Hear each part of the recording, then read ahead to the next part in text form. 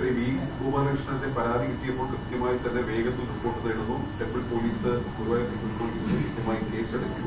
ഇപ്പോൾ നിയമോപദേശം കിട്ടി. ഈ നിയമോപദേശം കിട്ടി കേന്ദ്രത്തിന് അയച്ചു കഴിഞ്ഞാൽ എത്ര ദിവസത്തിനുള്ളിൽ ഇത് സംബന്ധിച്ചൊരു തീരുമാനം വരുന്നു? അത് അവിടുത്തെ ഒരു ലീഗൽ പ്രക്രിയ ഉണ്ട്. അത് ലീഗൽ ടീം അത് പരിശോധിച്ചിട്ട് വേണ്ട നടപടി ഉടൻ തന്നെ സ്വീകരിക്കുമെന്നാണ് നമുക്ക് തോന്നുന്നത്.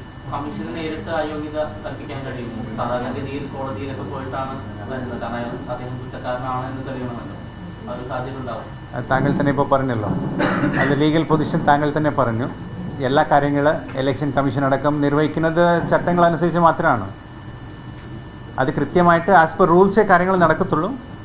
ആസ് പെർ റൂൾസ് നമ്മൾ കാര്യങ്ങൾ ചെയ്യും.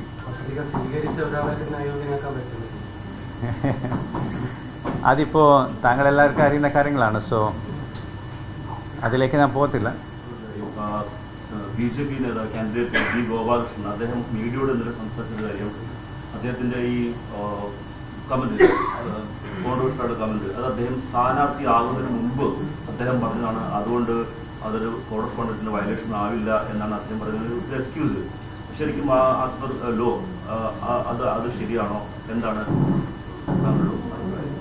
സോ ഈ കേസിൽ നമ്മുടെ ശ്രദ്ധയിൽ വന്ന ഉടൻ തന്നെ നമ്മുടെ ജില്ലാ കളക്ടറുടെ തൃശ്ശൂർ ജില്ലാ കളക്ടറുടെ ഒരു ആക്ഷൻ എടുക്കാൻ നമ്മൾ നിർദ്ദേശിക്കുകയുണ്ടായി. അവിടുത്തെ മീഡിയ കമ്മിറ്റി ആ വീഡിയോ എല്ലാം കണ്ടിട്ട് അതിലെ model code of conduct violation ഉണ്ടെന്നുള്ളവർ കണ്ടെത്തിയിട്ടുണ്ട്. അതുകൊണ്ട് തന്നെയാണ് ഒരു ആക്ഷൻ എടുക്കാൻ നമ്മൾ നീങ്ങിയത്. അതുകൊണ്ട് തന്നെയാണ് ഒരു പോലീസ് കംപ്ലയിൻ്റ് അടക്കം അവർ ഫയൽ ചെയ്തിട്ടുള്ളത്. പിന്നെ സോഷ്യൽ മീഡിയയിലെ പ്രചരിപ്പിക്കുന്ന ആ വീഡിയോ ടേക്ക് ഡൗൺ ചെയ്യാൻ വേണ്ടിയിട്ടുള്ള ഒരു നിർദ്ദേശം പോലീസിൻ്റെ ഭാഗത്തുനിന്ന് കൂടി പോയിട്ടുണ്ട്. ഇപ്പോൾ അത് കണ്ടിട്ട് നമ്മുടെ ഒരു ലീഗൽ ഒപ്പീനിയൻ നമ്മുടെ സ്റ്റാൻഡിംഗ് കൗൺസിലുടെ നമ്മൾ എടുത്തിട്ടുണ്ട്. ആ ലീഗൽ ഒപ്പീനിയൻ നമുക്ക് ലഭ്യമായിട്ടുണ്ട്. ഇന്ന് അടുത്ത സ്റ്റെപ്സ് എന്ത് എടുക്കണമെന്നുള്ള കാര്യത്തിൽ നമ്മുടെ കമ്മീഷനുടെ ഒരു ഗൈഡൻസ് കൂടി ആവശ്യമാണ്.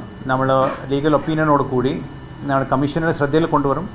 പിന്നെ കമ്മീഷൻ പറയുന്ന ഒരു നിർദ്ദേശം അനുസരിച്ചിട്ടായിരിക്കും അടുത്ത് പോകുന്ന സ്റ്റെപ്സ്. സോ നമ്മൾ ഇന്ന് തന്നെ ആ റിപ്പോർട്ട് ഇലക്ഷൻ കമ്മീഷൻ ഓഫ് ഇന്ത്യക്ക് കൈമാറാനാണ് ഉദ്ദേശിക്കുന്നത്. സോ അത് ലീഗൽ ഒപ്പീനിയൻ കൃത്യമായി വന്നിട്ടുണ്ട്. സോ അത് അനുസരിച്ചിട്ട് നമുക്ക് അടുത്ത സ്റ്റെപ്സ് എടുക്കാം. ഇപ്പോൾ താങ്കൾ പറഞ്ഞിട്ടുള്ള എല്ലാ കാര്യങ്ങളും അതിൽ ഉൾപ്പെട്ടിട്ടുണ്ട്. സോ കമ്മീഷനുടെ ഗൈഡ് ലൈൻസ് അനുസരിച്ചിട്ട് നമുക്ക് അത് പറയുന്ന സമയത്ത് കൃത്യമായിട്ട് പറയാം.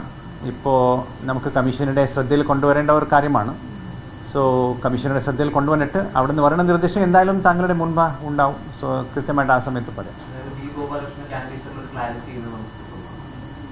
ഇല്ല, അത് ഇപ്പോൾ ഇന്നാണ്